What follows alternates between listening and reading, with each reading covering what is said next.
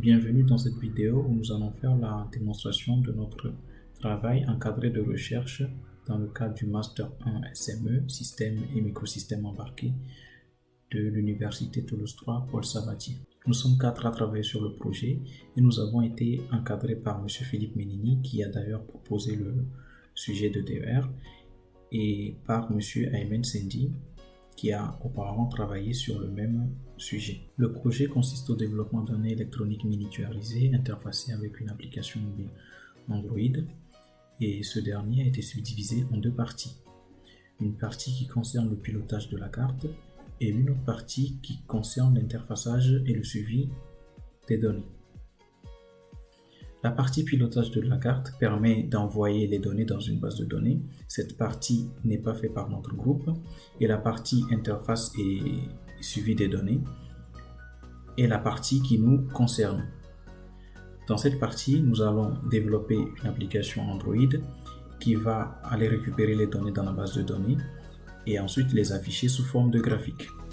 Pour résumer, l'application Android va agir comme un client qui va envoyer des requêtes vers le serveur, des requêtes de type GET, et le serveur va répondre à l'application Android en lui envoyant donc des fichiers JSON. En effet, faire une requête GET implique l'utilisation d'une API qui est l'API REST. Mais cela n'est pas le seul à pouvoir être utilisé. On peut également utiliser une autre API qui est le MQTT Broker. Dans le cadre de notre projet et dans le cadre du développement de notre application Android, nous allons plutôt pencher sur l'utilisation de l'API REST pour plus de simplicité et pour pouvoir implémenter et faire des tests pour notre application. En effet, pour des raisons de simplicité et aussi au niveau de la sécurité sur les réseaux du LAS, on n'a pas pu utiliser les identifiants pour accéder à la base de données du LAS. Du coup, on a implémenté nous-mêmes une base de données et sur FinSpeak qu'on utilise pour tester notre application. Tout cela étant dit, passons maintenant à comment développer une application Android. Pour cela, nous avons besoin d'un logiciel. Et le logiciel que nous avons choisi ici dans notre projet est le logiciel Android Studio. Pour télécharger ce logiciel, on peut se rendre sur le site officiel de Android ou faire une petite recherche sur Google. Donc Android Studio. Et télécharger donc le SDK d'Android Studio sur developer.android.com. Donc ici, on clique sur télécharger. On a mis les licences et puis on télécharge donc Android Studio. Donc sous Android, nous avons développé donc nos projets qui s'appelle Gas Sensor. Ici, en ouvrant le projet,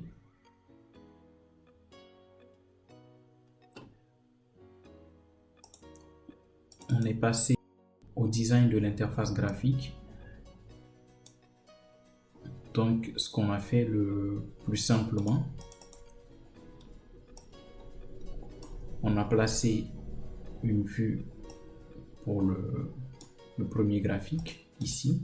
Ensuite, on a placé une autre vue pour le deuxième graphique. Ensuite, on a récupéré les identifiants donc ici. Et ces identifiants donc sont utilisés donc dans le code pour interagir avec ces vues, ces widgets. Ici.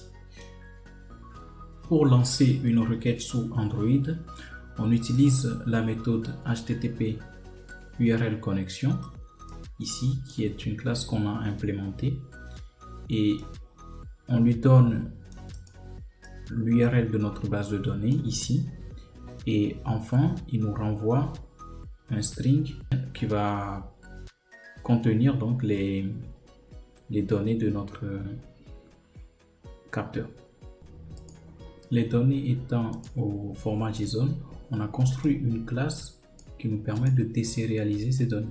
Ici, on utilise les données d'un capteur d'humidité qu'on a installé et qui envoie les données dans une base de données qu'on récupère après pour faire le test de notre application. Donc, cette partie représente la donnée envoyée par le capteur, donc l'humidité envoyée par le capteur, et ici représente la date où le capteur a envoyé ces données. Cette classe donc sera utilisée pour construire un objet JSON ici, dans lequel on va extraire un tableau qui sera l'ensemble des valeurs d'humidité, et cette valeur donc sera ajoutée donc à un graphique ici. Donc on a une classe qui permet d'ajouter les données au graphique. Ensuite, on va afficher donc notre graphique en appelant la méthode startPlot. StartPlot est une méthode en fait qui s'exécute dans un autre thread, dans un autre processus, et qui va entrer dans une boucle while et qui va donc exécuter la requête HTTP à chaque fois. On rappelle que la requête HTTP telle qu'elle, on ne l'exécute pas directement, on le met dans une tâche asynchrone, et c'est cette tâche asynchrone qui va exécuter en arrière-plan la requête get. Donc la classe asynchrone est nécessaire dans le sens où on ne veut pas que l'application plante ou ne répond pas aux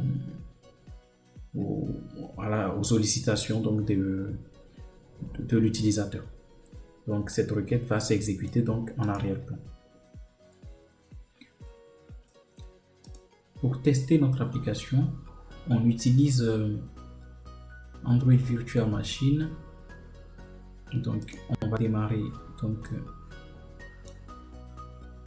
les machines virtuelles de Android. Ici donc c'est déjà en cours d'exécution, donc on va juste le lancer. Donc ici on a un téléphone Android sur lequel on va lancer notre code. On met cette fenêtre un peu ici. Ensuite on a la possibilité de lancer le programme, en fait l'application sur un vrai téléphone, ou le lancer sur la machine virtuelle ici. Donc on lance l'application sur la machine virtuelle, donc là ça se compile, donc et puis après ça va se lancer sur le téléphone ici. Une fois l'application lancée, donc là on voit qu'il y a une donnée qui est là, donc ici on a à peu près 52 RH, donc ce qui veut dire 52% d'humidité donc dans la salle. Là je vais essayer d'augmenter en fait l'humidité au niveau du capteur. Je mets ma main dessus et normalement ça devait augmenter. Le capteur envoie les données chaque 15 secondes plutôt. Donc on va attendre un peu. Et voilà, donc on voit que l'humidité est passée à peu près 79%.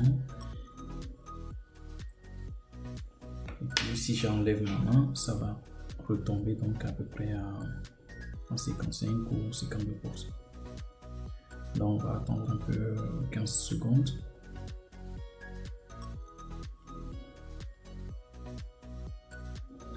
Et voilà. Merci pour le visionnage.